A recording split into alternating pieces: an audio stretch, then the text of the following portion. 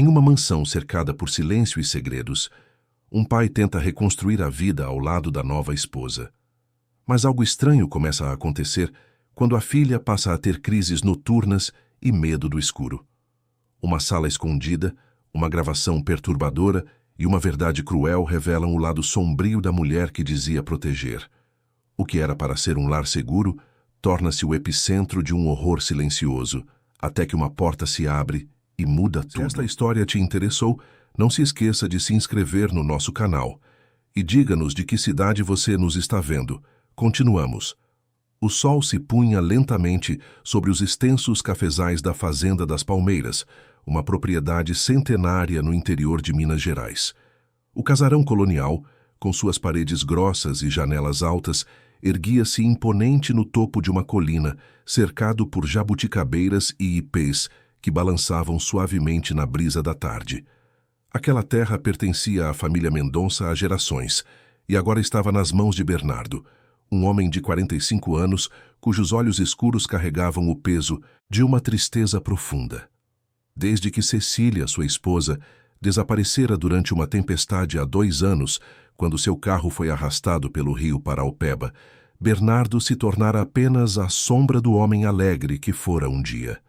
Engenheiro agrônomo respeitado na região, ele mergulhara no trabalho como forma de escapar da realidade, deixando a administração da casa nas mãos de Dona Iracema, a governanta que servia a família há mais de 2 décadas. Era fim de tarde quando Luísa, a filha de 8 anos do casal, observava o horizonte da varanda, seus pequenos dedos agarrando o pingente em forma de borboleta que pertencera à mãe.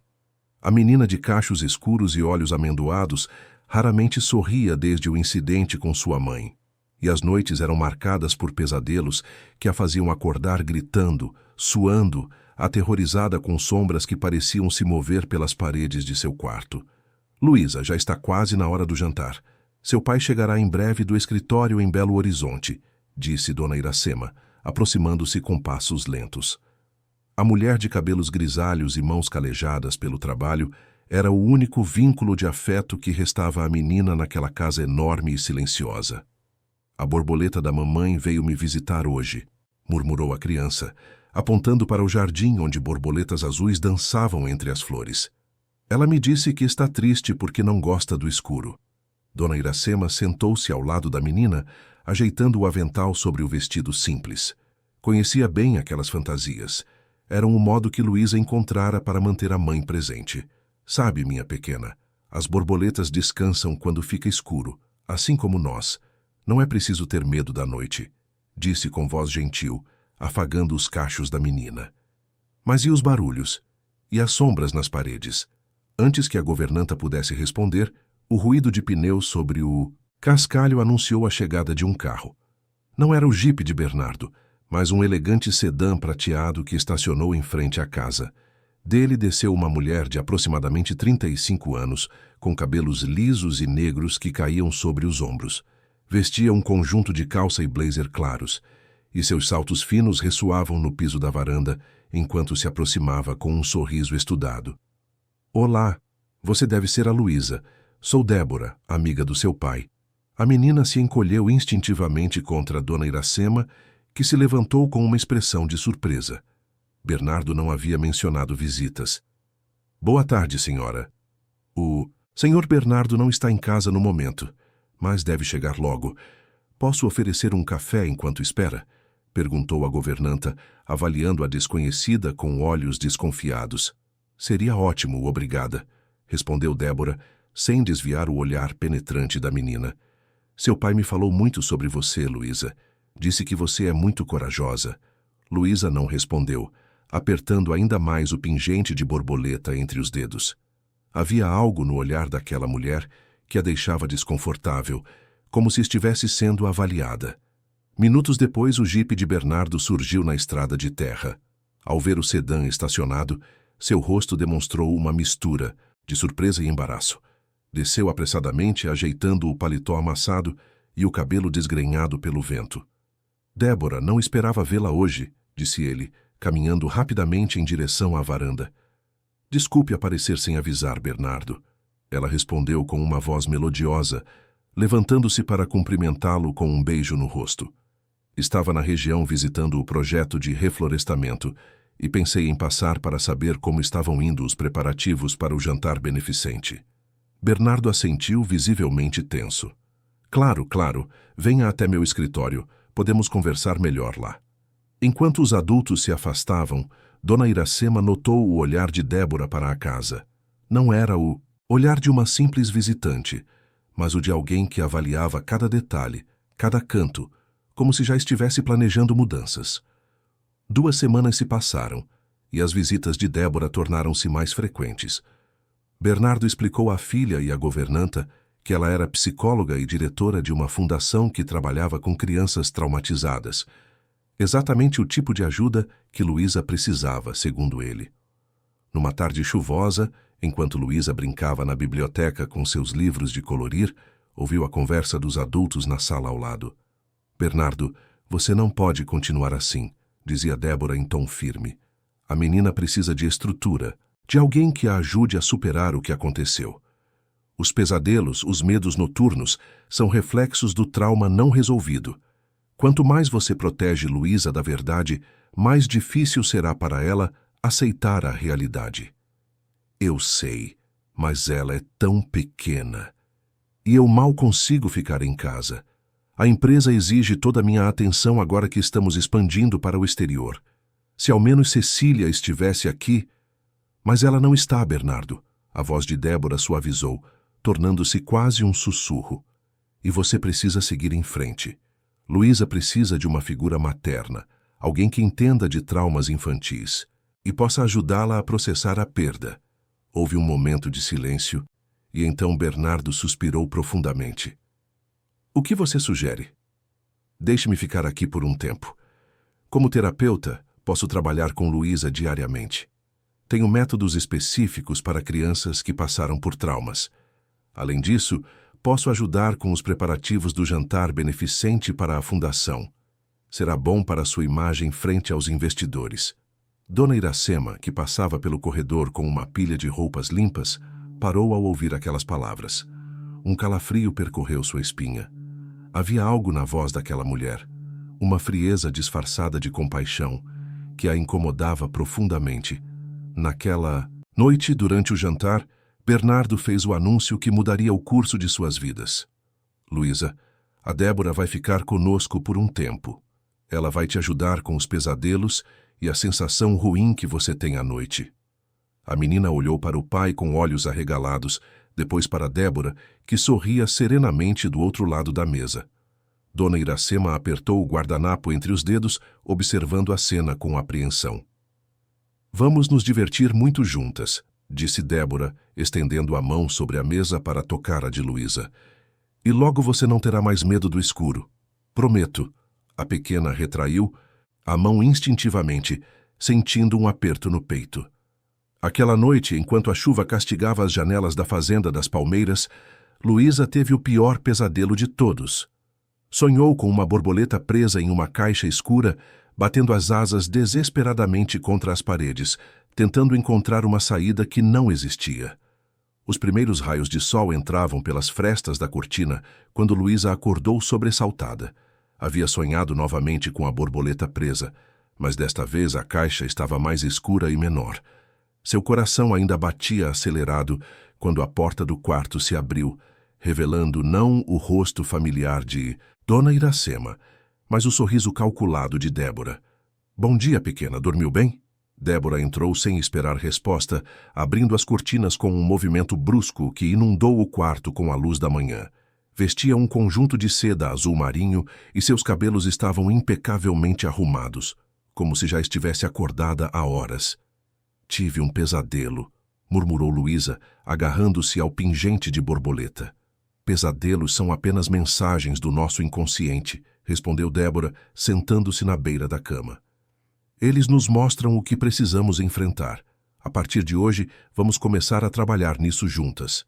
A rotina na Fazenda das Palmeiras começou a mudar sutilmente nas semanas seguintes. Débora assumiu gradualmente o controle da casa, reorganizando horários, alterando cardápios e, principalmente, estabelecendo novas regras para Luísa. As sessões terapêuticas, como ela chamava, começaram de forma simples. Conversas sobre a mãe ausente, desenhos para expressar sentimentos, exercícios de respiração. Bernardo, cada vez mais ausente devido aos negócios em expansão, parecia aliviado por ver alguém assumindo as responsabilidades que ele não conseguia enfrentar. Em suas rápidas visitas à fazenda, Débora apresentava relatórios otimistas sobre o progresso de Luísa, exibindo desenhos coloridos e anotações meticulosas sobre cada sessão. Ela está processando o luto de forma saudável, explicou Débora a Bernardo, uma noite, enquanto compartilhavam uma garrafa de vinho na varanda. Mas ainda há muito trabalho a ser feito. O medo do escuro é um sintoma clássico de trauma não resolvido. Do outro lado da porta entreaberta, Dona Iracema ouvia a conversa com preocupação crescente. Nos últimos dias, notara mudanças no comportamento de Luísa. A menina, antes curiosa e falante, mesmo em sua tristeza, agora parecia retraída, quase temerosa. Várias vezes, a governanta tentara conversar com a criança a sós, mas Débora sempre aparecia, interrompendo com sua presença intimidadora disfarçada de cordialidade. Estou pensando em adaptar o antigo depósito de grãos para uma sala. Isso é especial de terapia, continuou Débora, movendo-se para mais perto de Bernardo no banco da varanda. Um espaço controlado onde possamos trabalhar com os medos de Luísa de forma mais intensiva. Aquele perto do riacho? Está abandonado há anos, respondeu Bernardo levemente embriagado pelo vinho e pelo perfume de Débora. Faça como achar melhor. Confio no seu julgamento profissional. Na manhã seguinte, operários chegaram à fazenda. Durante uma semana inteira, o som de martelos e serras preencheu a propriedade. Luísa observava as atividades de longe, sentindo um aperto inexplicável no peito cada vez que via materiais sendo transportados para o antigo depósito. O que eles estão fazendo lá, Dona Iracema? Perguntou a menina enquanto tomavam café da manhã na cozinha, aproveitando a ausência temporária de Débora. A governanta hesitou, escolhendo cuidadosamente as palavras. Parece que a doutora Débora está preparando um lugar para vocês trabalharem juntas. Não gosto dela, sussurrou Luísa, olhando nervosamente para a porta. Ela sorri, mas seus olhos não sorriem. Dona Iracema abraçou a menina, sentindo um nó na garganta. Luísa, se alguma coisa te deixar assustada ou desconfortável, você me conta, está bem? Não importa o que seja. Antes que pudesse dizer mais, o som de saltos no corredor anunciou a chegada de Débora. Ela entrou na cozinha com uma pasta de documentos debaixo do braço e um sorriso que não alcançava seus olhos frios. Bom dia. Luísa, hoje temos um dia especial. Nossa sala terapêutica está pronta e vamos começar os exercícios de dessensibilização. O que é isso?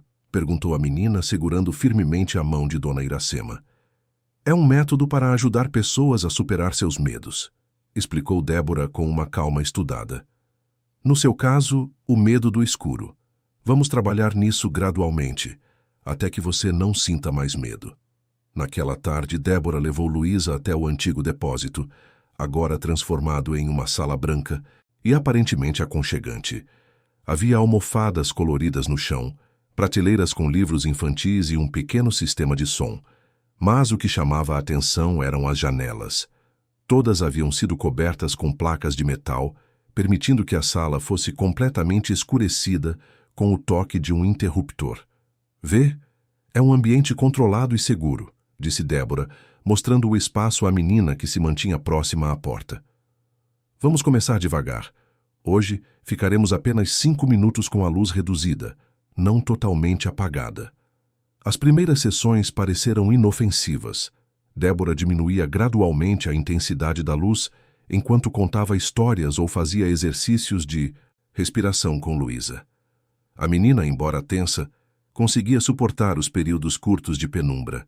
No entanto, à medida que as semanas passavam, algo começou a mudar nas sessões. A duração da escuridão aumentava e as histórias contadas por Débora tornavam-se mais perturbadoras. Contos sobre crianças perdidas, abandonadas, que precisavam encontrar força para sobreviver sozinhas. A força vem da solidão, Luísa, dizia Débora, em uma dessas sessões, sua voz quase hipnótica no escuro. Sua mãe não está mais aqui para te proteger. Você precisa aprender a ser forte sozinha. Um dia, após uma dessas sessões particularmente intensas, Luísa voltou para casa pálida e silenciosa. Quando Dona Iracema foi levar-lhe um lanche em seu quarto, encontrou a menina encolhida sob as cobertas, tremendo. — O que aconteceu, meu anjo? Perguntou a governanta, sentando-se ao lado da cama. — Ela me deixou sozinha no escuro hoje, sussurrou Luísa, com os olhos arregalados de medo. Disse que ia buscar água e trancou a porta. Fiquei gritando, mas ela não voltou por muito tempo. Dona Iracema sentiu o sangue gelar nas veias. — Quanto tempo, Luísa? — Não sei. Parecia para sempre. E tinha uma voz... Que voz, querida? Uma voz parecida com a da mamãe, mas diferente. Saía do alto-falante. Dizia que eu precisava ser forte, que o escuro ia me ensinar a não ter fraquezas.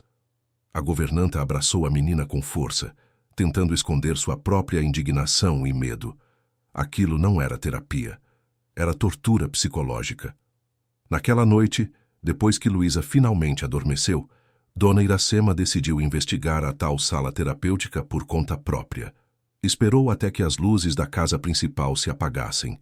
Débora havia saído para jantar com Bernardo em Belo Horizonte, então a governanta teria algumas horas para descobrir o que realmente acontecia naquele lugar. Pegou uma lanterna na cozinha e caminhou silenciosamente pelo jardim até o antigo depósito. A porta estava trancada, mas Dona Iracema conhecia a fazenda melhor que ninguém. Sabia que havia uma entrada de serviço usada antigamente para ventilar o depósito. Era pequena, mas suficiente para uma pessoa magra passar. Com esforço, a senhora conseguiu entrar no prédio. O que encontrou fez seu coração apertar. A sala aparentemente acolhedora que vira de relance dias atrás escondia outra realidade quando iluminada apenas pela luz fraca da lanterna. Nas paredes brancas havia marcas de arranhadelas, como se alguém tivesse desesperadamente tentado encontrar uma saída no escuro. Um pequeno gravador estava conectado ao sistema de som e, ao lado dele, uma cadeira com amarras disfarçadas de apoios de segurança. Com mãos trêmulas, Dona Iracema apertou o botão do gravador. A voz que saiu dos alto-falantes era uma imitação perturbadora da voz de Cecília, claramente manipulada digitalmente. — Luísa, o escuro é seu amigo agora. Mamãe não pode mais te ajudar. Você precisa aprender a ser forte sozinha. Lágrimas escorriam pelo rosto enrugado da governanta, enquanto ela desligava o aparelho com repulsa. No canto da sala, uma pequena câmera registrava tudo, conectada a um computador onde vários arquivos de vídeo estavam armazenados. Dona Iracema conectou rapidamente o pendrive que sempre carregava consigo. Um presente de seu neto que a ensinara a guardar fotos importantes, e copiou os últimos arquivos. Enquanto os dados eram transferidos, ela notou uma pasta de documentos sobre a mesa. Folheando-a rapidamente, encontrou algo que fez seu coração quase parar. Não eram relatórios terapêuticos, mas planilhas detalhadas dos bens de Bernardo, avaliações da fazenda e das empresas, e um rascunho de procuração que daria a Débora amplos poderes sobre os negócios da família em caso de incapacidade temporária do proprietário. Foi então que ouviu o som de um carro se aproximando na estrada de terra. Dona Iracema recolheu apressadamente os documentos, certificou-se de que o pendrive tinha completado a transferência e o guardou no bolso do avental. Apagou a lanterna e saiu pela mesma abertura que usara para entrar, escondendo-se entre os arbustos enquanto o carro estacionava em frente à casa principal. Era o veículo de Débora, mas, para sua surpresa, Bernardo não estava com ela. Um homem desconhecido desceu do passageiro, alto, de óculos escuros mesmo àquela hora da noite, vestindo um terno impecável. Dona Iracema se aproximou cautelosamente, escondendo-se atrás das árvores para ouvir a conversa. — Está tudo conforme o planejado, disse Débora, sua voz agora despida da doçura artificial que usava com a família. Bernardo está completamente envolvido. Acredita que estou ajudando a filha quando, na verdade, estou preparando o terreno para nosso próximo passo. E quanto à garota? Perguntou o homem acendendo um cigarro. Um problema fácil de resolver. Os exercícios de terapia estão quebrando sua resistência. Logo estará tão fragilizada que qualquer laudo psicológico a considerará emocionalmente instável. Com ela internada e Bernardo, digamos, indisponível, o caminho estará livre para assumirmos o controle dos negócios. Ótimo! Os investidores chineses estão impacientes. Precisamos daquelas terras para o projeto de mineração, e a forma mais limpa de consegui-las é através de uma transferência legal de propriedade. Dona Iracema cobriu a boca para abafar um suspiro de horror. A fazenda dos Mendonça tinha uma das maiores reservas de água da região, além de terras férteis que, aparentemente, escondiam minérios valiosos. O plano ficava claro agora. Débora não era uma terapeuta querendo ajudar uma criança traumatizada. Era parte de um esquema para tomar o controle da propriedade e dos negócios da família. E o velho Mendonça? Perguntou o homem, jogando a bituca do cigarro no chão. Já está recebendo pequenas doses de algo especial no vinho que compartilhamos, respondeu Débora com um sorriso frio. Nada que deixe rastros, apenas o suficiente para causar confusão mental, esquecimentos, talvez alguns acidentes. Logo ele mesmo acreditará que está perdendo a capacidade de administrar seus negócios. E a empregada velha? Ela parece desconfiada. Dona Iracema? Um incômodo temporário. Já conversei com Bernardo sobre aposentá-la. Disse que ela está muito idosa para cuidar adequadamente de Luísa durante seu tratamento. Amanhã mesmo vou dispensá-la com uma generosa indenização. O homem assentiu, satisfeito.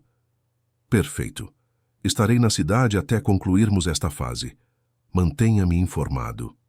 Eles se despediram e o homem partiu em um táxi que aguardava na estrada. Débora entrou na casa, deixando Dona Iracema paralisada entre os arbustos, com o coração disparado e a mente funcionando a 1000 por hora. A governanta sabia que tinha pouco tempo para agir. Voltou silenciosamente para a casa e foi direto ao seu pequeno quarto nos fundos. De uma caixa de costura, retirou um celular antigo que usava para falar com seus familiares. Hesitou por um momento. O que poderia fazer? Quem acreditaria na palavra de uma empregada doméstica contra uma respeitada psicóloga? Foi então que se lembrou de Joaquim, o antigo advogado da família Mendonça, que havia se afastado quando Débora começou a influenciar Bernardo a trocar de representantes legais. Joaquim e Dona Iracema sempre tiveram uma relação de respeito mútuo, e o advogado frequentemente comentava que a governanta era os olhos e ouvidos da casa. Com dedos trêmulos, ela discou o número que ainda guardava na agenda. Joaquim? Aqui é Iracema, da Fazenda das Palmeiras. Precisamos conversar urgentemente. Sim, é sobre o senhor Bernardo e a menina Luísa. Estão em perigo. Na manhã seguinte, Dona Iracema acordou antes do amanhecer, determinada a agir enquanto ainda podia. Foi ao quarto de Luísa e a encontrou dormindo inquieta, murmurando palavras desconexas durante o sono. Sentou-se gentilmente na beira da cama e afagou seus cabelos até que a menina acordasse. Dona Iracema? Murmurou Luísa, esfregando os olhos sonolentos. Sim, minha querida. Escute, preciso que você seja muito corajosa hoje, disse a governanta em voz baixa.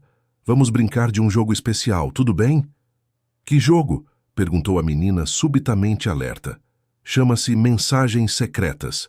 Quero que você faça desenhos hoje, muitos desenhos, mas em cada um deles esconda uma mensagem para seu pai, algo que só vocês dois entenderiam.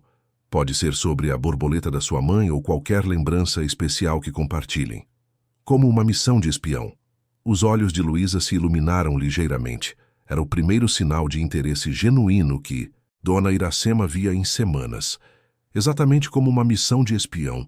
E é muito importante que a doutora Débora não perceba que são mensagens. Para ela, devem parecer apenas desenhos comuns. Luísa assentiu, sentindo-se parte de algo importante pela primeira vez desde que começara os tratamentos com Débora. Durante o café da manhã, a menina manteve-se quieta como de costume, mas seus olhos tinham um brilho diferente, quase conspiratório, quando trocava olhares com a governanta. Como esperado, Débora apareceu na cozinha impecavelmente vestida e com seu sorriso calculado. Bom dia a todos. Luísa, hoje teremos uma sessão especial. Vamos trabalhar com arte-terapia antes de continuarmos nossos exercícios de exposição. Desenhos? Perguntou a menina, fingindo desinteresse enquanto brincava com o cereal na tigela. Sim, desenhos que expressem seus sentimentos. Será divertido, respondeu Débora, servindo-se de café. Então, virando-se para Dona Iracema, acrescentou com falsa cordialidade. A propósito, Dona Iracema, precisamos conversar depois do café. Tenho algumas sugestões para a sua rotina. A governanta assentiu silenciosamente, sabendo exatamente o que aquela conversa significaria. Enquanto arrumava a cozinha, observou Débora levar Luísa para a sala de estar, onde preparou papéis e lápis coloridos sobre a mesa. Durante toda a manhã, Luísa desenhou obedientemente. Cenas da fazenda, animais e em cada desenho, como combinado, escondia pequenas mensagens para o pai. Em um desenho do casarão, escreveu minúsculas letras nas janelas formando a frase "Ela não é boa". Em outro, de um pássaro voando, o padrão das nuvens formava a palavra ajuda. Débora observava com interesse, ocasionalmente fazendo anotações completamente alheia às mensagens ocultas. Muito bom, Luísa. Seus desenhos estão cheios de simbolismos interessantes. Este aqui, por exemplo.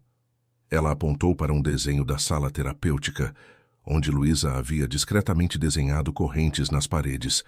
Mostra como você se sente presa aos seus medos. Estamos progredindo. Ao meio-dia, Débora finalmente chamou Dona Iracema para a temida conversa. Levou-a até a biblioteca, fechando a porta para garantir privacidade. Dona Iracema, tenho observado que a senhora parece bastante cansada ultimamente. Começou Débora com falsa preocupação. Bernardo e eu conversamos e achamos que seria apropriado oferecer-lhe uma aposentadoria antecipada. Afinal, a senhora serviu fielmente esta família por tanto tempo. A governanta manteve a expressão neutra, apesar do coração acelerado. É muito gentil da sua parte se preocupar, doutora Débora, mas ainda me sinto perfeitamente capaz de cuidar da casa e da Luísa. Não é uma questão de capacidade, respondeu Débora, seu tom suavizando-se perigosamente. É uma questão de adaptação. O tratamento de Luísa exige métodos específicos e percebi que a senhora tem resistido a algumas de minhas abordagens. Apenas me preocupo com o bem-estar da menina, respondeu Dona Iracema calmamente, como qualquer pessoa que a ame faria. Algo escureceu nos olhos de Débora, um lampejo de irritação que ela rapidamente disfarçou. Bem, de qualquer forma, a decisão está tomada. A senhora receberá uma generosa indenização e providenciarei um motorista para levá-la à cidade ainda hoje. Suas coisas podem ser enviadas posteriormente. Entendo, respondeu Dona Iracema, mantendo a dignidade. Gostaria apenas de me despedir adequadamente de Luísa e do Sr. Bernardo. Bernardo está em uma reunião importante em São Paulo. Quanto a Luísa, uma despedida prolongada só tornaria as coisas mais difíceis para ela. Sugiro que arrume suas coisas essenciais enquanto eu preparo o almoço da menina. O motorista estará aqui às 2 horas. Com isso, Débora saiu da biblioteca, deixando claro que a conversa estava encerrada. Dona Iracema permaneceu sentada por alguns minutos, respirando fundo para acalmar seus nervos. O plano de Débora estava avançando mais rápido do que imaginara. Precisava agir agora. Foi até seu quarto e rapidamente separou alguns pertences em uma pequena mala. Entre eles, escondeu cuidadosamente o pendrive com as evidências e uma antiga chave, de ferro que pertencia à entrada dos fundos da casa principal. Uma entrada quase esquecida, que dava para a antiga adega, usada em tempos onde a fazenda produzia seu próprio vinho. Quando voltou à sala, encontrou Luísa sentada sozinha, ainda desenhando. Débora havia ido à cozinha preparar o almoço. Era sua chance. Luísa, sussurrou, aproximando-se rapidamente da menina. Preciso ir embora por um tempo, mas não se preocupe. Estou buscando ajuda para você e seu pai. Os olhos da menina se encheram de lágrimas. Não vai me deixar sozinha com ela, vai? Dona Iracema sentiu o coração apertar. apenas por um curto período. Meu anjo, seja forte e continue com os desenhos. E se precisar realmente de ajuda enquanto estou fora, lembra-se da passagem secreta que leva ao porão? Luísa assentiu. Quando menor, costumava brincar de esconde-esconde com a governanta, e o porão era um de seus esconderijos favoritos. Um lugar que Débora provavelmente desconhecia. Use apenas se for realmente necessário. E lembre-se, sua mãe sempre dizia que mesmo no escuro mais profundo, há uma luz dentro de nós. A menina abraçou Dona Iracema com força, como se sentisse que aquela separação significava mais do que uma simples despedida. A governanta deslizou discretamente a pequena chave no bolso do vestido da criança. Guarde isso com você. É nossa chave especial, lembra? Antes que pudessem trocar mais palavras, ouviram os passos de Débora retornando da cozinha. Dona Iracema afastou-se rapidamente, fingindo arrumar algumas almofadas no sofá. O almoço está pronto, Luísa, anunciou Débora. Então, virando-se para Dona Iracema com um sorriso frio, acrescentou. Seu transporte chegou mais cedo. Está esperando na entrada. A governanta assentiu, pegando sua pequena mala. Lançou um último olhar para Luísa, tentando transmitir toda a sua determinação e amor. Adeus, minha pequena. Nos veremos em breve.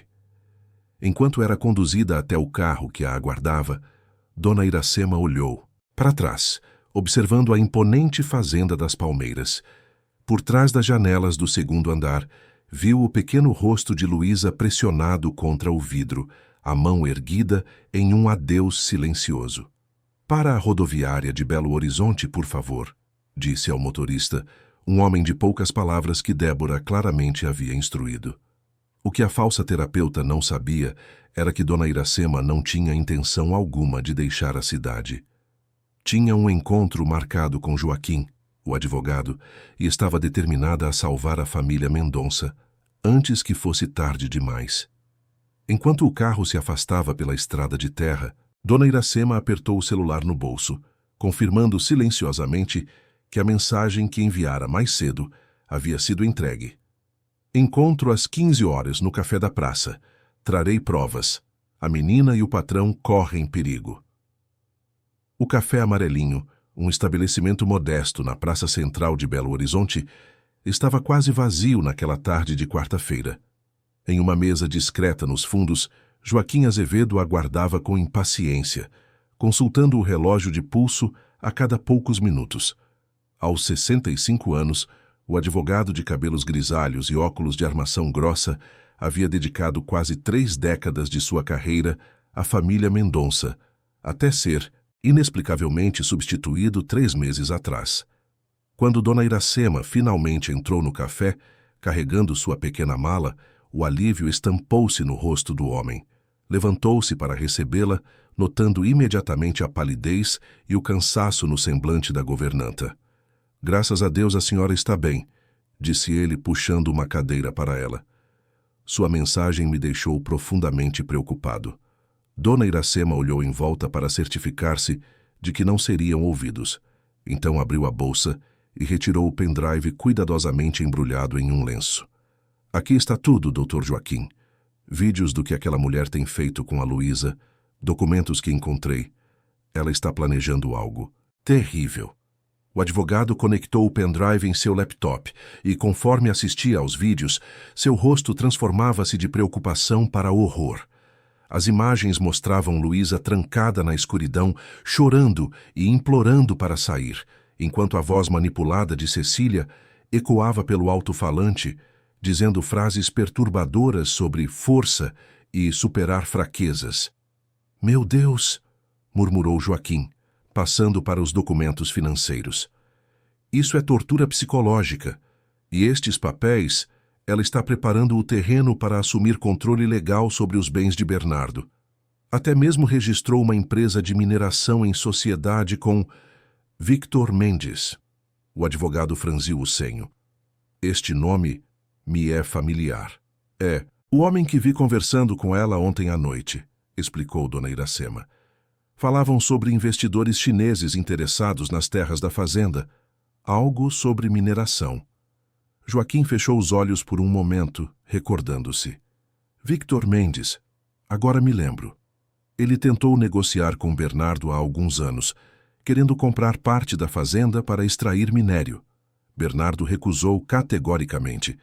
Aquelas terras estão na família há gerações, e ele nunca permitiria mineração lá, especialmente pela importância das nascentes de água para toda a região.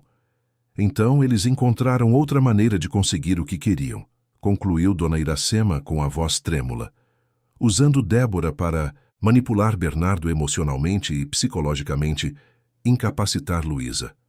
E com os dois declarados mentalmente instáveis, ela assumiria controle legal como curadora e esposa, completou Joaquim, conectando os pontos. Um plano meticuloso e cruel. Precisamos fazer algo imediatamente. Bernardo está sendo envenenado aos poucos, e a pequena Luísa está sozinha com aquela mulher. Calma, respondeu Joaquim pensativo. Precisamos agir com inteligência. Se confrontarmos Débora diretamente, ela pode acelerar seus planos ou destruir evidências. E Bernardo está tão envolvido emocionalmente que pode não acreditar em nós sem provas concretas. O advogado pegou o telefone e fez algumas ligações rápidas. Primeiro, para um antigo colega na Polícia Civil, depois para um laboratório forense particular e, por fim, para um juiz aposentado que lhe devia alguns favores.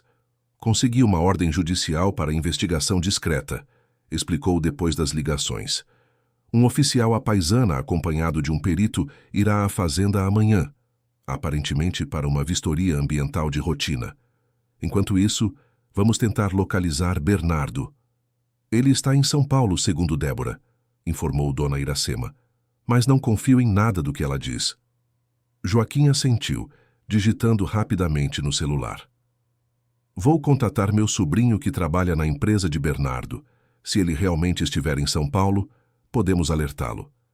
Enquanto isso, na Fazenda das Palmeiras, a situação deteriorava-se rapidamente. Com a saída de Dona Iracema, Débora sentiu-se livre para intensificar seu plano. Naquela tarde, após o almoço, ela conduziu Luísa até a sala terapêutica para uma sessão especial. Hoje vamos dar um grande passo, Luísa, disse com falsa doçura, enquanto fechava a porta atrás de si.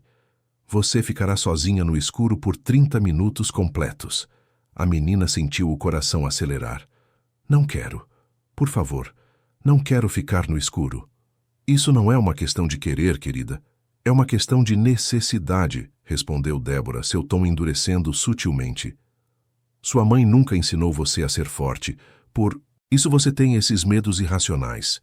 Minha mãe me ensinou a ser corajosa, protestou Luísa, sentindo uma fagulha de raiva surgir entre o medo. As palavras de Dona Iracema ecoavam em sua mente.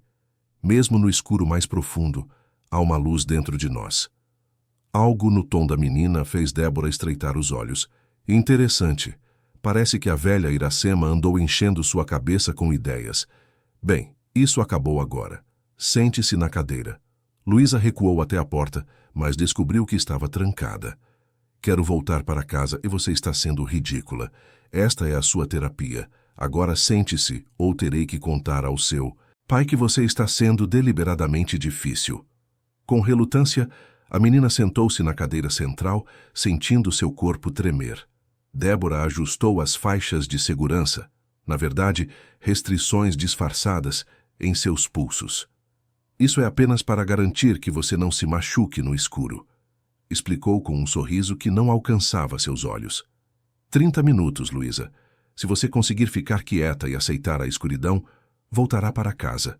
Se gritar ou chorar, o tempo recomeça. Antes que a menina pudesse protestar, Débora apagou as luzes e saiu, trancando a porta. A escuridão era absoluta, sufocante. Por alguns minutos, Luísa tentou ser corajosa, respirando fundo como Dona Iracema lhe ensinara. Mas então a voz começou, aquela imitação grotesca da voz de sua mãe, distorcida e errada. Luísa, você está sozinha agora, para sempre. Não há ninguém para te salvar, apenas a escuridão. Aceite-a. A menina fechou os olhos com força, tentando bloquear a voz, mas ela parecia vir de todas as direções. Lágrimas escorreram por seu rosto enquanto lutava contra as amarras que prendiam seus pulsos. Mamãe nunca falaria assim, sussurrou para si mesma. Essa não é a voz dela. Do lado de fora, Débora monitorava a sessão através da câmera infravermelha, observando a resistência da criança com irritação crescente. Seu telefone vibrou. Era Victor. Como está indo? Perguntou ele sem preâmbulos. Progredindo. A velha empregada foi dispensada e estou intensificando as sessões com a menina. Em alguns dias, ela estará tão traumatizada que qualquer psiquiatra atestará instabilidade emocional grave. E Bernardo? As doses no vinho estão fazendo efeito. Ele tem tido lapsos de memória, confusão. Ontem à noite, não conseguiu lembrar o nome da própria empresa durante o jantar. Excelente. Os investidores confirmaram o depósito inicial. Assim que tivermos controle legal da propriedade, a segunda parcela será liberada. Esteja preparada para acelerar o processo se necessário. E quanto à governanta, não corremos risco dela falar com alguém? Quem acreditaria numa velha empregada sem provas? Respondeu Victor com desdém. Além disso, o motorista a deixou em uma cidade pequena a 50 quilômetros de Belo Horizonte, conforme instruído. Até que consiga voltar e ser ouvida, já teremos concluído tudo. Débora sorriu, desligando a chamada. Voltou sua atenção à tela, onde Luísa agora chorava silenciosamente. Mais 10 minutos de escuridão, e depois começaremos a preparação dos documentos. Amanhã, quando Bernardo retornar, será recebido com um jantar especial e uma dose extra de nossa receita especial. Na casa principal, o mordomo Sebastião, um senhor reservado que trabalhava para os Mendonça há quase tanto tempo quanto Dona Iracema, observava as mudanças recentes com desconfiança silenciosa. Notara o comportamento estranho de Bernardo nos últimos tempos. O patrão, que sempre fora meticuloso e atento aos detalhes, agora parecia confuso, esquecido. Naquela tarde, enquanto organizava a adega conforme pedido de Débora para o jantar especial do dia seguinte, Sebastião foi surpreendido pelo telefone da casa tocando. Residência dos Mendonça. Atendeu formalmente. Sebastião? Aqui é Joaquim Azevedo, disse a voz do outro lado. Preciso falar urgentemente com o senhor Bernardo. Doutor Joaquim, que surpresa! O patrão está em São Paulo. Deve retornar apenas amanhã. Tem certeza disso. Meu sobrinho trabalha na empresa dele e diz que não há nenhuma reunião agendada em São Paulo esta semana. Sebastião sentiu um calafrio percorrer sua espinha. A doutora Débora mencionou claramente que ele estaria em São Paulo para reuniões importantes. Sebastião, ouça com atenção. A voz de Joaquim tornou-se grave. Não demonstre nada, mas estamos suspeitando que algo muito sério está acontecendo nessa casa. Dona Iracema está aqui comigo e trouxe evidências perturbadoras. Bernardo e a menina podem estar em perigo. O mordomo olhou nervosamente ao redor, certificando-se de que estava sozinho. O patrão tem agido estranhamente, doutor. Esquece coisas, parece confuso. E a menina Luísa, ela não é mais a mesma desde que começou os tratamentos. Preciso que você faça algo por nós, Sebastião, discreta e cuidadosamente. Amanhã de manhã, oficiais irão à fazenda para uma suposta vistoria ambiental. Na verdade, estarão investigando. Precisamos que você facilite a entrada deles e, se possível, descubra onde Bernardo realmente está. Entendido, doutor. E quanto à menina? Mantenha-a sob suas vistas sempre que possível. Não deixe que Débora perceba sua desconfiança. Após desligar, Sebastião permaneceu imóvel por alguns instantes, processando a gravidade da situação. Trabalhara para os Mendonça por décadas, vira Luísa nascer, testemunhara a felicidade da família antes da tragédia com Cecília. Não permitiria que mais mal viesse àquela casa. Com determinação renovada, o mordomo voltou a seus afazeres, atento a qualquer movimento suspeito. Quando passou pelo corredor principal, notou algo incomum.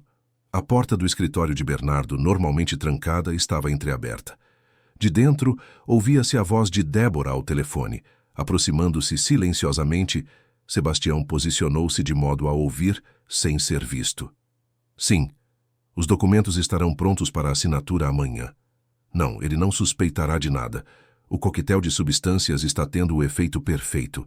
Confusão, lapsos de memória, mas sem deixar rastros detectáveis. A garota? Está quase no ponto. Mais 2 sessões intensivas e qualquer psiquiatra atestará trauma severo e necessidade de internação. Não, a governanta não será problema. Ela está longe e sem credibilidade. Quanto aos outros funcionários, são todos facilmente substituíveis após a transferência de propriedade. Sebastião afastou-se silenciosamente, seu coração batendo forte contra o peito. A situação era ainda pior do que imaginara. Voltou à adega e, pretextando organizar os vinhos, examinou cuidadosamente as garrafas que Débora havia separado para o jantar do dia seguinte. Numa delas, notou um resíduo quase imperceptível no gargalo, um pó esbranquiçado que não deveria estar ali. Com cuidado, o mordomo recolheu uma pequena amostra em um lenço limpo, guardando-o no bolso. Depois, trocou a garrafa por outra idêntica, certificando-se de que estivessem na mesma posição. No andar superior, Luísa finalmente fora liberada da sessão terapêutica, retornando ao seu quarto pálida e exausta. Quando Sebastião levou-lhe um lanche, encontrou a menina encolhida na cama, agarrada ao pingente de borboleta. — Está tudo bem, senhorita Luísa? Perguntou gentilmente, colocando a bandeja na mesa de cabeceira. A menina levantou os olhos, avaliando se poderia confiar nele. — Sebastião, você acredita que existem pessoas más que parecem boas? O mordomo sentou-se cuidadosamente na beira da cama. — Sim, pequena. Infelizmente existem. — A doutora Débora não é boa, sussurrou Luísa. Ela me deixa no escuro e diz coisas ruins com uma voz parecida com a da mamãe, mas não é a mamãe. — Eu sei, respondeu Sebastião, baixando ainda mais a voz. Dona Iracema também sabe e está buscando ajuda. Preciso que você seja muito corajosa e paciente. A ajuda está a caminho. Um brilho de esperança surgiu nos olhos da menina. Verdade? Dona Iracema não me abandonou? Jamais. Ela arriscou muito para proteger você. Agora coma algo e descanse. Fique em seu quarto tanto quanto possível. E se precisar de qualquer coisa, chame por mim, não por ela. Luísa assentiu, sentindo-se menos sozinha pela primeira vez em dias. Quando Sebastião estava prestes a sair, ela o chamou novamente. Sebastião, você sabe onde está meu pai? Ele disse que voltaria hoje, mas Débora falou que ele só vem amanhã. O mordomo hesitou, preocupado com a resposta. Não tenho certeza, pequena, mas vamos descobrir logo. Enquanto isso, em uma clínica particular nos arredores de Belo Horizonte, Bernardo Mendonça despertava lentamente de um sono induzido, sentindo-se desorientado e confuso. Olhou ao redor do quarto estéril, tentando entender onde estava e como havia chegado ali. Ah, finalmente acordou, disse uma enfermeira, aproximando-se com um sorriso profissional. Como está se sentindo, Sr. Mendonça? Onde estou? Perguntou com voz rouca. Na clínica Santa Teresa. O senhor foi admitido ontem à noite pela sua esposa. Ela explicou que o senhor teve um episódio confusional agudo e precisava de observação médica. Esposa? Bernardo franziu o senho, tentando organizar os pensamentos nebulosos. Cecília, a senhora Débora, corrigiu a enfermeira, verificando seus sinais vitais. Ela pareceu muito preocupada. Disse que tem notado mudanças preocupantes em seu comportamento nas últimas semanas. O médico virá avaliá-lo em breve para determinar se podemos liberá-lo ou se será necessário um período de observação mais longo. Bernardo fechou os olhos tentando lembrar-se dos eventos recentes. Sua memória estava fragmentada, como peças de um quebra-cabeça espalhadas. Lembrava-se vagamente de um jantar com Débora, de sentir-se extremamente sonolento após algumas taças de vinho. Minha filha, disse subitamente, tentando levantar-se. Luísa, preciso ver minha filha. Acalme-se, Sr. Mendonça, respondeu a enfermeira, gentilmente empurrando-o de volta à cama. Sua esposa garantiu que a menina está bem cuidada. Agora, o senhor precisa descansar. Enquanto a enfermeira saía do quarto, Bernardo olhou para a janela, onde o sol começava a se pôr. Um sentimento inexplicável de urgência crescia em seu peito. Algo estava profundamente errado, e precisava voltar para casa antes que fosse tarde demais. A manhã de quinta-feira amanheceu com uma fina garoa cobrindo a fazenda das Palmeiras. Sebastião estava de pé desde as 5, inquieto e vigilante.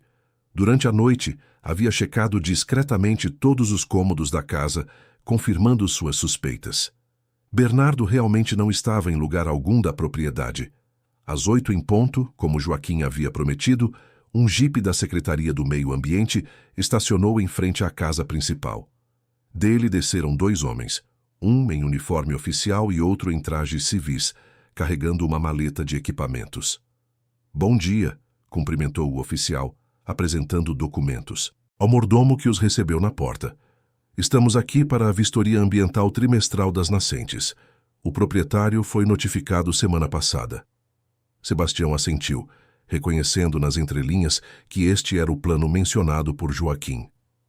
"Certamente, o Sr. Bernardo não se encontra, mas deixou instruções para que tivessem total acesso às áreas necessárias." "Quem são estes homens, Sebastião?" perguntou Débora, surgindo na escada com um roupão de seda e expressão contrariada. "Da Secretaria do Meio Ambiente, senhora. Vistoria de rotina das nascentes e reservas", respondeu o mordomo calmamente. Débora forçou um sorriso, mas seus olhos permaneceram frios e calculistas. "Entendo. Bem, não quero atrapalhar o trabalho dos senhores. Sebastião, acompanhe-os e ofereça café quando terminarem." Os homens agradeceram e seguiram o mordomo para fora em direção às nascentes que ficavam a aproximadamente 500 metros da casa principal, passando convenientemente pelo caminho que levava ao antigo depósito convertido em sala terapêutica. Quando estavam suficientemente distantes da casa, o homem à paisana apresentou-se. "Sou o delegado Maurício Cardoso, e este é o perito Ronaldo Maia." Joaquim nos colocou a par da situação. "Graças a Deus", suspirou Sebastião, aliviado. "A situação é grave, delegado. Acredito que o Sr. Bernardo está sendo envenenado aos poucos, e a menina Luísa está sendo submetida a algum tipo de tortura psicológica. Temos a ordem judicial para investigação discreta", explicou o delegado, mostrando o documento. "Vamos primeiro examinar essa tal sala terapêutica. Depois precisaremos de amostras das bebidas que o Sr. Mendonça consome regularmente." "Já separei isto", disse Sebastião, retirando do bolso o lenço com a amostra do pó encontrado na garrafa de vinho. "Encontrei este resíduo em uma garrafa especialmente separada para o jantar de hoje." O perito pegou o lenço cuidadosamente. "Ótimo, vou analisar imediatamente no equipamento portátil. Se houver substâncias suspeitas, teremos motivo suficiente para uma ação mais direta." Chegando ao antigo depósito, encontraram a porta trancada. "Ela mantém a chave consigo", explicou o mordomo. "Não será problema", respondeu o delegado, que com habilidade usou um conjunto de ferramentas pequenas para abrir a fechadura em questão de minutos. O interior da sala, à luz do dia, era ainda mais perturbador do que nas imagens capturadas por Dona Iracema. As paredes brancas, a cadeira com restrições disfarçadas, o sistema de som e a câmera escondida, tudo estava meticulosamente organizado para parecer terapêutico à primeira vista, mas com claros elementos de coerção e manipulação psicológica. "Meu Deus", murmurou o delegado, examinando os equipamentos. "Isso não é terapia de exposição legítima. É abuso." O perito Ronaldo conectou um dispositivo ao computador da sala e começou a copiar todos os arquivos. "Temos os vídeos das sessões, documentos, e aqui, olhem isto." Apontou para uma pasta digital intitulada Projeto Palmeiras. Planos detalhados para a mineração na propriedade, avaliações do potencial mineral da área e até mesmo um contrato preliminar com investidores chineses. Enquanto o perito coletava as evidências digitais, o delegado encontrou o gravador com a voz manipulada. Ao apertar o botão de reprodução, todos ficaram em silêncio, horrorizados com as mensagens distorcidas supostamente vindas da mãe falecida de Luísa. "Isso é crueldade calculada", concluiu o delegado, desligando o aparelho com repulsa. "Temos mais que suficiente aqui para uma prisão imediata. E quanto ao Sr. Bernardo?", perguntou Sebastião ansiosamente. Ainda não sabemos onde ele está. O celular do delegado tocou naquele momento. Era Joaquim. Achamos ele, Maurício. Está internado na Clínica Santa Teresa, nos arredores de Belo Horizonte. Débora o internou ontem alegando episódio confusional agudo. Estamos a caminho com uma ordem judicial para liberá-lo. Ótimo. Continuem com isso. Estamos coletando evidências aqui e devemos ter tudo pronto em aproximadamente 1 hora, respondeu o delegado antes de desligar. De volta à casa principal, Débora observava pela janela do segundo andar os movimentos dos supostos fiscais ambientais com crescente desconfiança. Algo no comportamento de Sebastião e no tempo que estavam demorando próximos ao depósito acendeu um alerta em sua mente treinada. Pegou o telefone e ligou rapidamente para Victor. Acho que temos um problema, disse sem preâmbulos. 2 homens da Secretaria do Meio Ambiente estão na propriedade, mas estão mais interessados nos arredores do depósito do que nas nascentes. Fique calma, respondeu Victor. Pode ser apenas uma coincidência. De qualquer forma, estamos quase concluindo. Os documentos estão prontos, e assim que Bernardo estiver de volta, faremos com que os assine. Depois disso, não importará quem suspeite do quê. E se não for coincidência? Insistiu Débora, observando os homens agora retornando em direção à casa. Vou acelerar o plano. Trarei a menina para a sessão final agora, e depois irei buscar Bernardo na clínica. Se ele ainda estiver confuso o suficiente, conseguirei as assinaturas ainda hoje. Faça isso. Estarei na fazenda em 2 horas com os contratos finais e o tabelião. Após desligar, Débora respirou fundo, recompondo-se. Tinha que agir com naturalidade. Dirigiu-se ao quarto de Luísa e bateu na porta com sua habitual falsa doçura. Luísa, está na hora da nossa sessão especial. Não houve resposta. Franzindo o senho, Débora abriu a porta apenas para encontrar o quarto vazio. A cama estava arrumada, mas não havia sinal da menina. Luísa! Chamou mais alto, começando a procurar pelos cômodos vizinhos. Onde você está, querida? No andar de baixo, Sebastião ouviu os passos apressados de Débora e trocou olhares significativos com o delegado e o perito que haviam acabado de entrar na casa. A menina não está, sussurrou. Deve ter se escondido. Precisamos ganhar tempo, respondeu o delegado em voz baixa. O juiz está emitindo os mandados de busca e prisão oficiais, mas só chegarão em aproximadamente 1 hora. Débora apareceu no topo da escada, seu rosto uma máscara de preocupação que não escondia completamente a fúria em seus olhos. Sebastião, viu a Luísa? Não a encontro em lugar nenhum. Não, senhora. Talvez esteja no jardim ou na biblioteca. Sabe como ela gosta de se esconder com seus livros. Débora desceu as escadas rapidamente, notando a presença dos fiscais. Terminaram a inspeção, senhores? Quase, respondeu o delegado com naturalidade estudada. Só precisamos verificar a qualidade da água da casa também. Procedimento padrão. Claro, façam o necessário, respondeu ela distraidamente, já se dirigindo à biblioteca. Sebastião, ajude-me a procurar Luísa, por favor. Temos uma sessão terapêutica importante hoje. O mordomo assentiu e seguiu. Débora sinalizando discretamente para o delegado que aproveitasse o momento para continuar recolhendo evidências. A busca pela casa continuou por 20 minutos, com Débora ficando visivelmente mais agitada a cada minuto. Finalmente, no hall de entrada, ela parou abruptamente diante do mordomo. Isso é muito estranho, Sebastião. A menina nunca desapareceu assim antes. Você tem certeza que não a viu? Ou talvez ajudou-a a se esconder?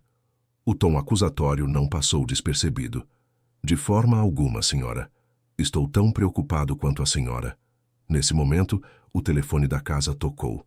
Sebastião atendeu e sua expressão mudou sutilmente ao ouvir a voz do outro lado. É para a senhora, disse, estendendo o aparelho para Débora. O Dr. Campos, da Clínica Santa Teresa. Débora pegou o telefone, virando-se de costas para o mordomo numa tentativa de privacidade. Sim, doutor. Como está meu marido? O quê?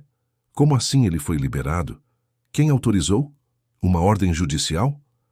A voz de Débora elevou-se em alarme. Não. Deve haver algum engano. Meu marido precisa de observação médica. Ele tem apresentado sintomas preocupantes. Não, escute. Ela parou subitamente, percebendo que a ligação havia sido encerrada. Virou-se lentamente, encontrando não apenas o olhar atento de Sebastião, mas também o do delegado Maurício, que agora exibia seu distintivo. Senhora, Débora Mendonça, ou devo dizer Débora Alves, já que seu casamento com Bernardo Mendonça nunca foi oficializado, disse o delegado com formalidade. Temos algumas perguntas sobre suas atividades nesta propriedade. Não sei do que está falando, respondeu ela, recompondo-se rapidamente. Quem é você realmente? Esta é uma propriedade particular e você está aqui sob falsos pretextos. Delegado Maurício Cardoso, Polícia Civil, respondeu ele, mostrando novamente o distintivo. Estamos aqui investigando denúncias de abuso infantil e tentativa de fraude. Isso é absurdo. Sou psicóloga, especializada em traumas infantis. Estou apenas ajudando minha enteada a superar seus medos. Trancando-a no escuro, usando gravações manipuladas da voz de sua mãe falecida, forçando-a a sessões que mais parecem tortura, o delegado enumerou aproximando-se. Temos todas as evidências, senhora. Os vídeos, os documentos sobre a mineração, seus planos com Victor Mendes e, o mais importante, amostras do que parece ser uma mistura de benzodiazepínicos e outras substâncias que vem administrando ao Sr. Mendonça. O rosto de Débora empalideceu momentaneamente antes de assumir uma expressão de desafio. Provarei que tudo isso é um mal-entendido. Sou uma profissional respeitada e tenho autorização do próprio Bernardo para os tratamentos de Luísa. Isso veremos, respondeu o delegado. Por ora, precisamos que nos acompanhe à delegacia para prestar esclarecimentos. Não irei a lugar algum sem meu advogado. Débora cruzou os braços, seu olhar percorrendo a sala como se buscasse uma saída. E onde está Luísa? O que fizeram com ela? A menina está segura, respondeu uma voz familiar vinda da porta da frente. Todos se viraram para ver Bernardo Mendonça entrando na casa, acompanhado por Joaquim e Dona Iracema. Seu rosto estava pálido e abatido, mas seus olhos brilhavam com uma clareza que não demonstrava há semanas. Bernardo! Exclamou Débora, tentando correr em sua direção com falsa preocupação. Graças a Deus você está bem. Estes homens invadiram nossa casa, estão fazendo acusações absurdas. Chega de mentiras, Débora, interrompeu Bernardo, sua voz firme apesar do visível cansaço. Sei o que você tem feito. O que você planejava fazer com minha filha, comigo, com nossas terras. Não sei do que está falando. Você está confuso, querido. Os médicos disseram que você precisava de descanso, de observação. Os médicos também disseram que encontraram traços de medicamentos não prescritos no meu sangue. Substâncias que causam confusão, perda de memória, desorientação. Bernardo deu um passo à frente, encarando-a diretamente. Você tem me envenenado lentamente, enquanto torturava psicologicamente minha filha. O sorriso de Débora desapareceu completamente, dando lugar a uma expressão fria e calculista. Onde está Victor? Perguntou ela, ignorando as acusações e olhando para o relógio. Ele deveria estar aqui com os documentos. O Sr. Mendes está sendo detido neste momento por colegas meus em Belo Horizonte, informou o delegado. Encontramos toda a documentação sobre o esquema de vocês para assumir controle das terras e vendê-las para mineração. Nesse momento, Luísa apareceu timidamente na porta que levava à antiga adega, seguida por um policial feminino que a escoltava. A menina correu para os braços do pai assim que o viu. "Papai!" exclamou, abraçando-o com força. "Você voltou!" Bernardo ajoelhou-se, abraçando a filha com lágrimas nos olhos. "Sim, meu amor, e nunca mais vou deixar ninguém machucar você." Débora observava a cena com um misto de fúria e desespero. Seus planos meticulosamente elaborados desmoronavam diante de seus olhos. Quando o delegado se aproximou com as algemas, ela fez um último movimento desesperado. "Vocês não entendem", disse, recuando em direção à porta dos fundos. "Essas terras valem milhões com o minério que contém. Estamos falando de lítio, essencial para baterias, para o futuro energético do país. O que é mais importante, preservar uma fazenda familiar ou contribuir para o desenvolvimento nacional? A escolha nunca foi essa, respondeu Bernardo, erguendo-se enquanto mantinha Luísa protegida ao seu lado. Minhas terras abrigam nascentes que abastecem comunidades inteiras. Permitir mineração destruiria não apenas o patrimônio da minha família, mas também o equilíbrio ambiental de toda a região. Além disso, acrescentou o delegado, seus métodos não deixam dúvidas quanto às suas verdadeiras motivações. Débora Alves, você está detida por tentativa de fraude, abuso infantil, administração não autorizada de substâncias controladas e conspiração. Quando o delegado finalmente colocou as algemas em seus pulsos, Débora olhou diretamente para Luísa com uma frieza que fez a menina estremecer. Você nunca vai ser forte como sua mãe, disse em um último ato de crueldade. Luísa, porém, surpreendeu a todos com sua resposta. Erguendo o pingente de borboleta, olhou firmemente para Débora. Minha mãe me ensinou que a verdadeira força não vem do medo ou da escuridão. Vem do amor e da coragem de enfrentar pessoas como você. Enquanto Débora era conduzida para fora da casa, Dona Iracema aproximou-se de Luísa e Bernardo, seus olhos brilhando de orgulho e alívio. Ela escondeu-se exatamente onde combinamos, explicou a governanta a Bernardo. Na antiga passagem da adega, lembra-se como vocês dois brincavam de esconde-esconde lá, quando ela era pequena? Bernardo assentiu, grato. Iracema, Sebastião, como poderei agradecer por tudo que fizeram? Vocês salvaram nossas vidas, nossa casa. Esta casa também é nossa família, patrão, respondeu Sebastião com simplicidade. Sempre será. Enquanto os policiais terminavam de coletar evidências e testemunhos, Bernardo conduziu Luísa para a varanda da fazenda, onde costumavam sentar juntos nos tempos felizes antes da perda de Cecília. O sol começava a se pôr, pintando o céu com tons de laranja e rosa. Ainda sente medo do escuro? Perguntou ele gentilmente, acariciando os cabelos da filha. Luísa pensou por um momento, segurando o pingente de borboleta. Um pouco. Mas a dona Iracema me ensinou que mesmo no escuro mais profundo, há uma luz dentro de nós. Bernardo sorriu, sentindo lágrimas nos olhos. Sua mãe dizia algo parecido. Papai? Luísa olhou para ele com olhos sérios.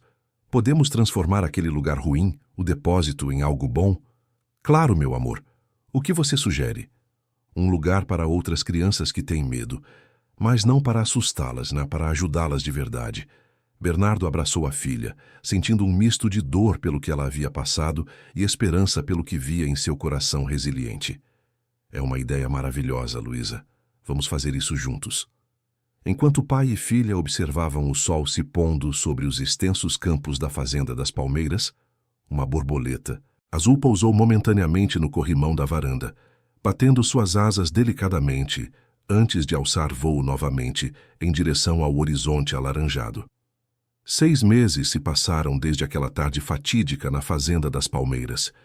O inverno dera lugar à primavera e os ipês floridos pontilhavam a propriedade com explosões de cor amarela e rosa.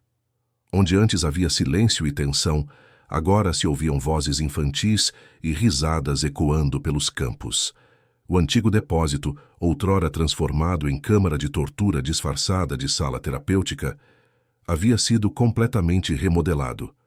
As placas metálicas que bloqueavam as janelas foram removidas, dando lugar a amplos vitrais, coloridos que enchiam o espaço de luz natural. As paredes, antes de um branco asséptico e intimidador, agora exibiam murais pintados por artistas locais, retratando cenas da natureza brasileira. Florestas, cachoeiras, campos floridos. O espaço, rebatizado como Casa das Borboletas, tornara-se um centro de apoio para crianças que enfrentavam traumas e perdas. Psicólogos qualificados, supervisionados por uma renomada terapeuta infantil de Belo Horizonte, conduziam sessões individuais e em grupo, sempre baseadas em abordagens acolhedoras e respeitosas. Naquela manhã de sábado, Bernardo observava da janela de seu escritório os preparativos para o evento de inauguração oficial do centro. Tendas coloridas foram montadas nos jardins, mesas com lanches e bebidas estrategicamente posicionadas, e uma pequena banda afinava seus instrumentos sob uma árvore frondosa. "Está tudo pronto, patrão", anunciou Sebastião, entrando no escritório com uma xícara de café fresco. O mordomo, agora oficialmente promovido a gerente da propriedade, vestia um terno simples, mas elegante para a ocasião. "Obrigado, Sebastião. Não apenas pelo café, mas por tudo", respondeu Bernardo, aceitando a xícara com um sorriso grato. "Sem você e Dona Iracema, não há necessidade de agradecer", interrompeu gentilmente o mordomo. "Como disse naquele dia, esta casa também é nossa família." Bernardo assentiu, emocionado. Os últimos meses haviam sido intensos. Depoimentos à polícia, processos judiciais, tratamentos médicos para eliminar os resíduos das substâncias que Débora administrara e, principalmente, a recuperação emocional de Luísa. "Como está nossa pequena hoje?" perguntou, bebericando o café. "Animadíssima. Acordou às 5 da manhã e já trocou de roupa 3 vezes. Dona Iracema está ajudando-a a se preparar para seu grande momento." Bernardo sorriu. A ideia do centro havia sido de Luísa, mas a sugestão de que ela mesma falasse na inauguração viera da terapeuta, doutora Renata. Uma forma de ressignificar o espaço, transformando-o de fonte de trauma em fonte de orgulho e realização, explicara a profissional. Às 10 horas, os convidados começaram a chegar. Autoridades locais, jornalistas, famílias da região, representantes de instituições de proteção à infância e, principalmente, as primeiras crianças que já estavam sendo atendidas pelo centro em fase experimental. Sob a sombra de uma jabuticabeira centenária, uma pequena plataforma havia sido montada, com microfones e uma faixa que anunciava Casa das Borboletas, Centro de Apoio e Desenvolvimento Infantil. Bernardo, vestido com simplicidade elegante, subiu ao palco para as palavras iniciais. Ao seu lado, o delegado Maurício, que se tornara um amigo próximo, Joaquim Azevedo, que reassumira o papel de advogado da família, e a doutora Renata, coordenadora clínica do centro.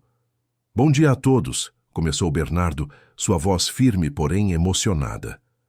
"Há poucos meses, esta fazenda era um lugar de sombras e segredos.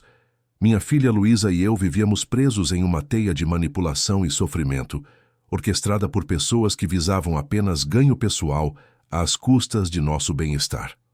Uma onda de murmúrios percorreu a plateia. A história da falsa terapeuta e seu esquema para tomar controle da fazenda havia sido amplamente noticiada, embora os detalhes mais perturbadores sobre o tratamento de Luísa tivessem sido mantidos em sigilo para proteger a criança. "Hoje", continuou Bernardo, "estamos transformando esse capítulo doloroso em uma nova história. A Casa das Borboletas nasce não apenas como um centro terapêutico, mas como um símbolo de renascimento, de transformação. Assim como as borboletas que emergem de casulos escuros para voar sob a luz do sol, queremos que cada criança que passe por aqui encontre força para superar seus medos e traumas." Aplausos calorosos seguiram-se às suas palavras. Bernardo fez um gesto em direção à casa principal, de onde Dona Iracema surgia, conduzindo Luísa pela mão. A menina, agora, com 9 anos, vestia um vestido azul claro com pequenas borboletas bordadas na saia. Seus cabelos escuros estavam adornados com uma tiara de flores, e em seu peito, o pingente de borboleta que pertencera à sua mãe brilhava sob o sol da manhã. Ao subir ao palco, Luísa parecia nervosa, mas determinada. Quando alcançou o microfone ajustado à sua altura, respirou fundo como havia ensaiado com sua terapeuta. "Oi", começou timidamente, mas sua voz foi ganhando firmeza. "Meu nome é Luísa Mendonça, e esta é a nossa Casa das Borboletas. Há algum tempo, eu tinha muito medo do escuro. Alguém usou esse medo para tentar me machucar, para me fazer acreditar que eu era fraca. A plateia ouvia em silêncio respeitoso, muitos com lágrimas nos olhos. Mas aprendi que ser forte não significa não ter medo, significa enfrentar o medo, mesmo tremendo. Significa pedir ajuda quando precisamos. Significa saber que não estamos sozinhos no escuro." Luísa fez uma pausa, olhando para Dona Iracema, que sorria encorajadoramente entre lágrimas contidas. Minha mãe costumava dizer que mesmo no escuro mais profundo, há uma luz dentro de nós. E é verdade. Cada pessoa aqui tem essa luz. Por isso escolhemos as borboletas como símbolo do nosso centro, porque elas passam pelo escuro do casulo antes de encontrar suas asas e voar sob o sol. Bernardo observava a filha com o peito inflado de orgulho e amor.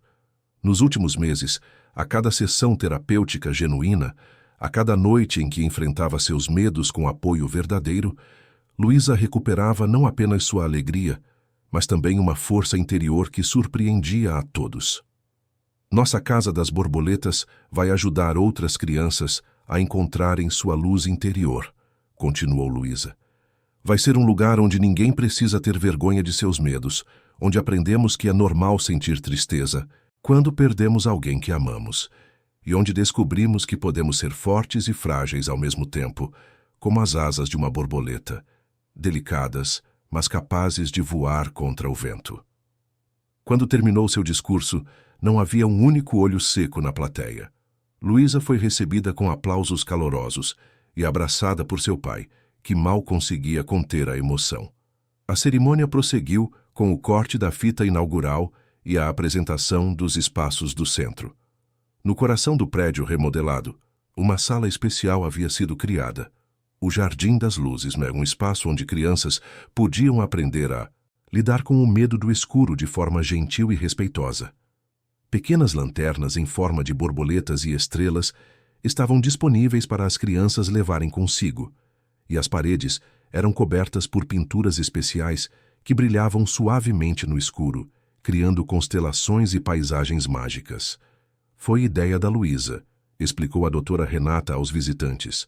Ela disse que se tivesse tido uma borboleta de luz durante seus momentos de medo, teria se sentido menos sozinha. Enquanto os convidados exploravam o centro, Bernardo encontrou um momento para conversar com o delegado Maurício e Joaquim em um canto tranquilo do jardim. Alguma novidade sobre o caso? Perguntou em voz baixa. O delegado assentiu. A sentença foi confirmada ontem. Débora pegou 8 anos por múltiplas acusações, inclusive abuso infantil e tentativa de fraude. Victor Mendes, 10 anos, com agravantes por já ter antecedentes em esquemas similares em outras regiões. E os investidores chineses? Questionou Joaquim. Conseguimos rastrear a empresa de fachada até um conglomerado internacional. Eles alegam não ter conhecimento dos métodos ilegais de seus representantes locais, mas as investigações continuam. O mais importante é que as terras estão definitivamente protegidas agora. Bernardo assentiu, aliviado. Nas semanas após a prisão de Débora, ele havia tomado medidas legais para transformar parte de suas terras em uma reserva ambiental privada, garantindo proteção permanente às nascentes e ao ecossistema local. Obrigado, amigos, disse, apertando a mão de ambos. Por tudo. À tarde, após a solenidade oficial, a festa continuou com um almoço descontraído nos jardins da fazenda. Crianças corriam entre as árvores, músicos tocavam canções alegres e, pela primeira vez em muito tempo, a Fazenda das Palmeiras respirava vida e felicidade. Luísa, cercada por algumas das crianças que já frequentavam o centro, organizou uma pequena cerimônia própria.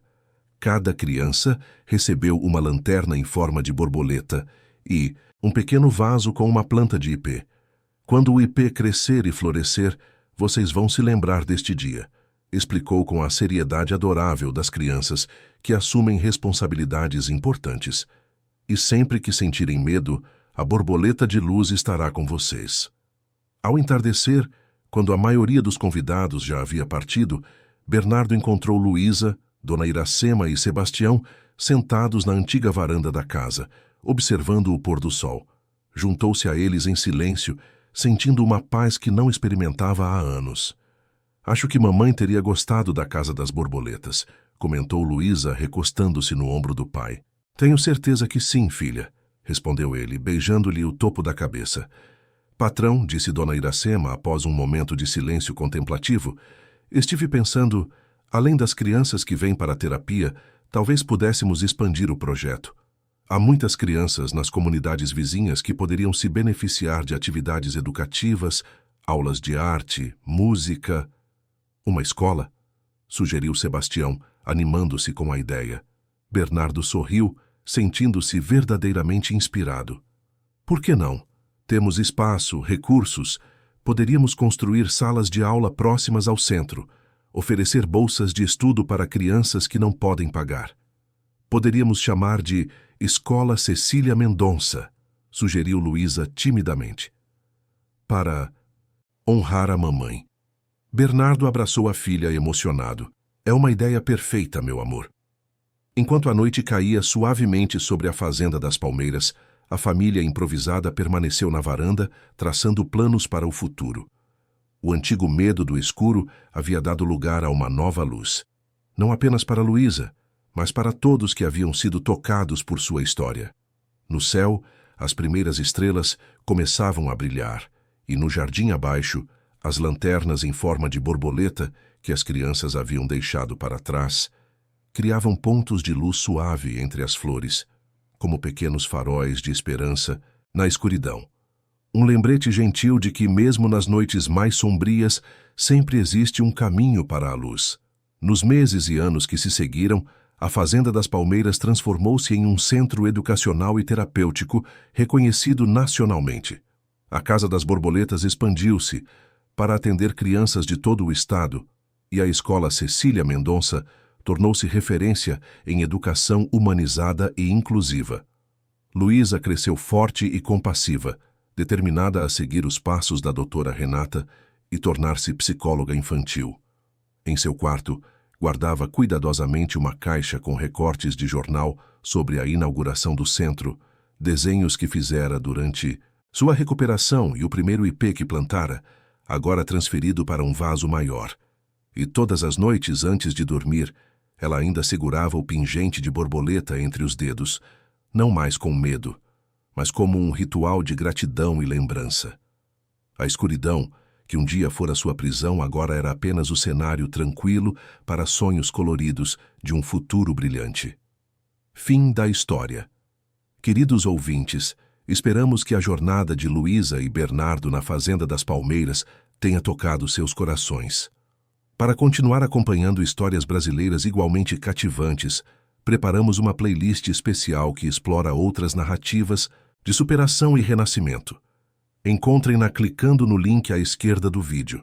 Se esta história despertou emoções em vocês, não deixem de se inscrever no nosso canal e dar um like no vídeo. Diariamente trazemos novas histórias que exploram a complexidade da vida e a força do espírito humano. Aguardamos vocês nos comentários para saber o que acharam desta viagem emocional pela Fazenda Mineira e suas borboletas de luz.